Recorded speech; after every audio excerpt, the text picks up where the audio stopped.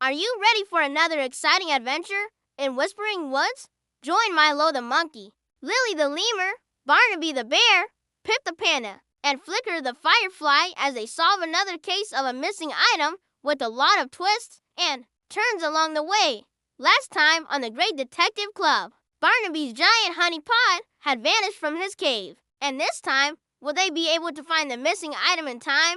Let's find out. Today's episode is called The Missing Honey Pot, Part 2. Once upon a time, in the heart of Whispering Woods, nestled between the tall trees and sparkling streams, lived a kind-hearted bear named Barnaby. He was known for his love of honey, especially his precious giant honey pot filled to the brim with sweet, golden clover honey. Now, one morning, Barnaby awoke to an unsettling sight. His honey pot, which he always kept in the same spot in his cozy cave, was missing. Panic surged through him. Without his honey, breakfast was no longer enjoyable. How can anyone steal his beloved honey pot? Determined to get to the bottom of this sticky situation, Barnaby decided to seek help from the Great Detective Club. Meanwhile, in a nearby tree, Milo the monkey and Lily the lemur were discussing their plans for the day. They were excited to start a brand new case. Suddenly, they heard a distressed voice calling for help. Curious, they swung down from the tree to investigate. As they approached Barney's cave, they noticed a flurry of activity. There were signs of a struggle. Overturned logs and scattered leaves indicated that someone or something had been here recently. Milo and Lily exchanged glances. This mystery was already more puzzling than a tangled web. They found Barnaby pacing anxiously in front of his cave. His usually jovial face was creased with worry. "My honey pot," he exclaimed, his voice trembling. "It's vanished, stolen, poof," seeing their friend in such distress. Milo and Lily rushed to comfort him. "Don't worry, Barnaby," said Lily, her voice soft and reassuring. "We'll help you find your honey pot. With the three of us on the case, nothing will remain hidden for long." Just then, a tiny buzzing sound echoed from above. It was Flicker, the wise and quick-witted firefly. He hovered in front of the cave entrance, his light blinking inquisitively. "What seems to be the trouble?" he asked. Barnaby explained his predicament, emphasizing how vital his honey pot was to his daily happiness. Upon hearing this, Flicker immediately joined the detective team. "I may be small," he said, "but I have keen eyesight and a knack for finding things. Together, we'll crack this case wide open."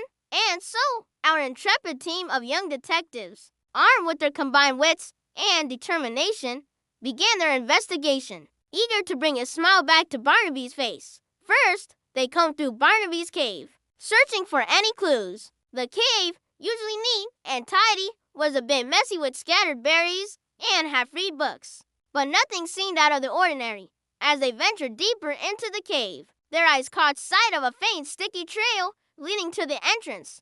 Following the trail, outside, the woods welcomed them with the scent of pine and blooming flowers. The trail led them deep into the heart of the Whispering Woods, past familiar trees and babbling brooks. The further they went, the more puzzled they became. The trail was faint, making it difficult to decipher.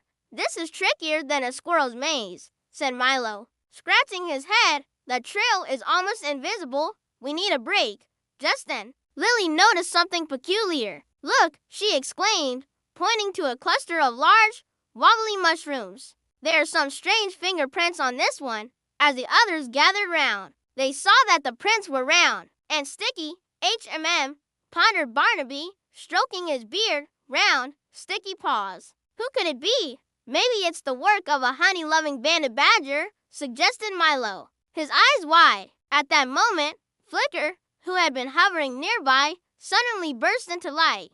"I think I know whose paws these are," he said. The others looked at him in surprise. "Who else has round, sticky paws?" asked Lily. "Pip," they all said in unison. Pip was a shy panda cub known for his clumsiness and his love for books and stories. He lived in a secluded part of the woods, often lost in his own world. Could he be the one who took Barnaby's honey pot? As they continued their investigation, the trail led them to Pip's cozy nook amidst a clearing filled with towering trees and chirping birds. At first, they couldn't find any sign of Pip or his infamous round paws. But as they moved a clump of leaves aside, they spotted a faint print, perfectly round and sticky. It was clear that Pip had been here. But where was he now? Suddenly, a small noise came from behind a large bush. Our detectives cautiously approached it. Peeking behind the bush, they saw an unexpected sight. Pip was surrounded by a tower of old, dusty scrolls and books. He was trying to balance another heavy tome on top, but the whole structure was wobbling dangerously. And what's this? Beside the tower sat Barnaby's giant honey pot, half hidden behind a curtain of vines. It was clear that Pip had taken the honey pot, but why? As if sensing their presence. Pip jumped in surprise, knocking.